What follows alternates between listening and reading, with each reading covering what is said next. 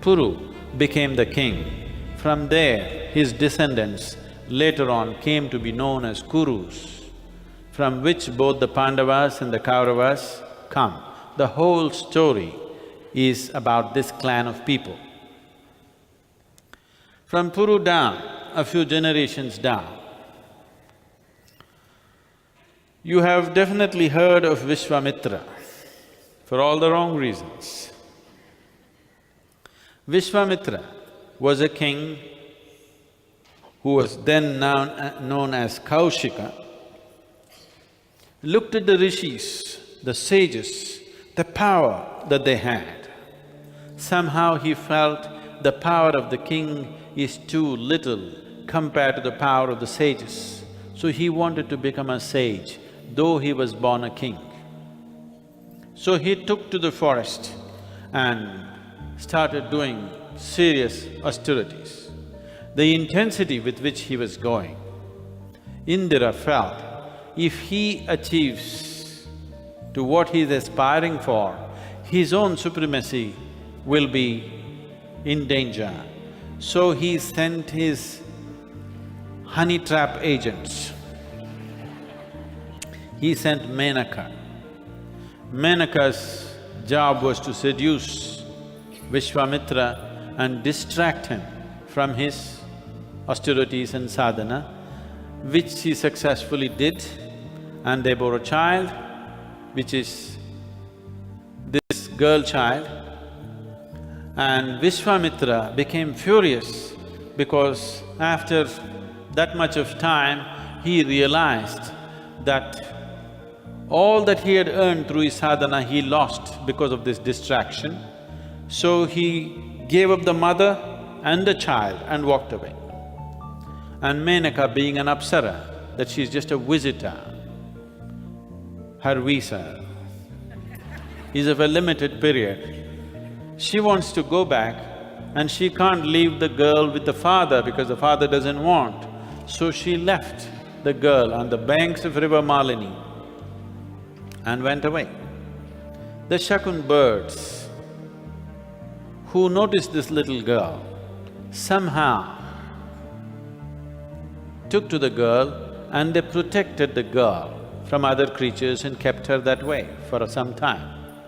Then Sage Kanva, who came that way, saw this strange situation where a little infant was being protected by the birds.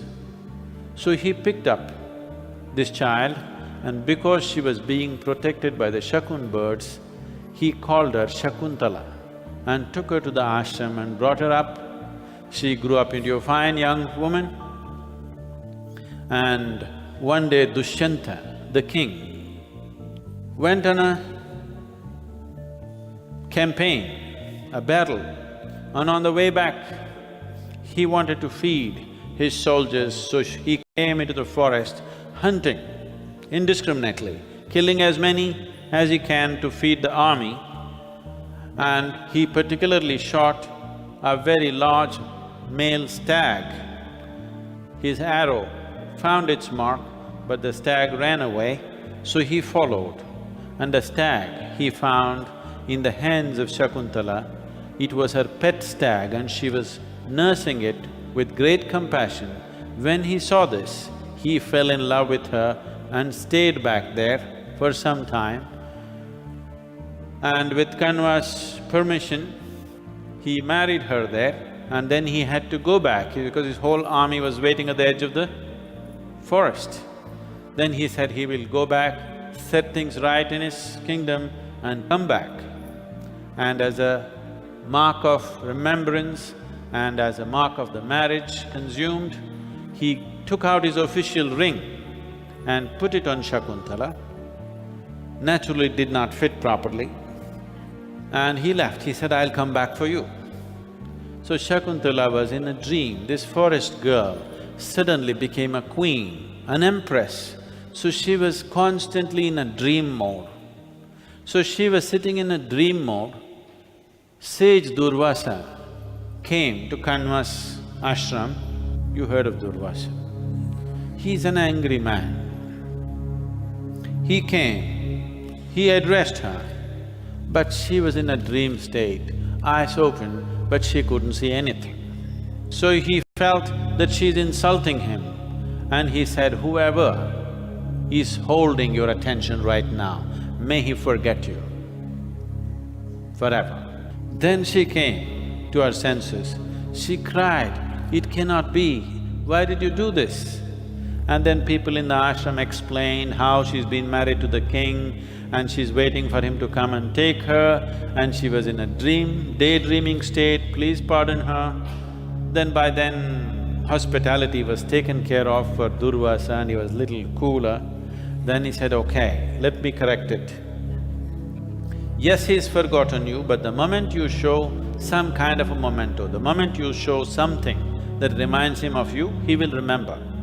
So Shakuntala waited and waited, but Dushyanta never came.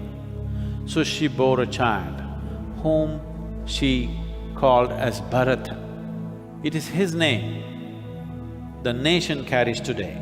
This is known as Bharat or Bharatvarsh, because the nation is named after this emperor for his many qualities, many. I will not go into it because it's too many. He was an ideal human being. So he grew up in the forest. Dushyanta never came. And one day Kanva said it's appropriate that you go and ask the king, remind the king that you are his wife and you have a son. It is not appropriate that a king's son is growing up not being in touch with his father. So, taking this young boy, Shakuntala went towards the palace. They had to cross a river. She was still in a dream love affair. So dreaming, as she was crossing the river in a boat, she put her hand out just to feel the water, and the oversized ring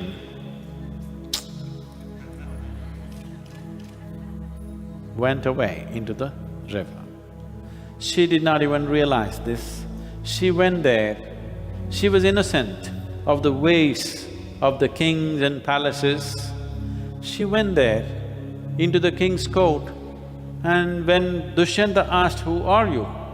he said, "Well, don't you remember, I'm your wife, Shakuntala. This is your son." Dushyanta became furious. "How dare you? Who are you to even say such things?" And she was ousted out of the place. She did not realize what's happened. He loved me so much, and now what has happened? He's completely blanked out his memory. She came back and she was distressed. For the first time, she had a brush with the society. And she went deeper into the forest from the ashram, and she just lived with his son and the wilderness around her. Bharata grew up with the wild animals, very brave, very strong, very much a part of the earth upon which he lived. One day Dushyanta came hunting into that forest, and then he saw a young boy playing with full-grown lions, riding elephants. Then he looked at him and asked, "Who are you?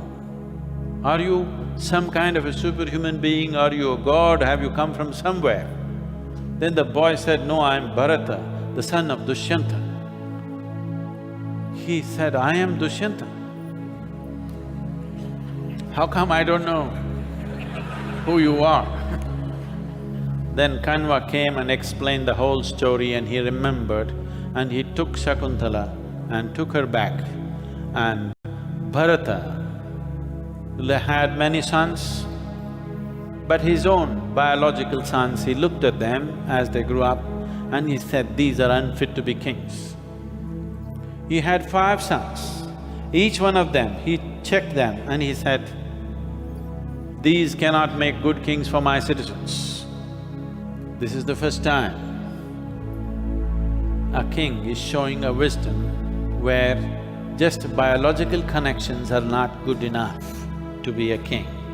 Just because you are born to a king, you need not be a king. He manifested this. This was greatly valued.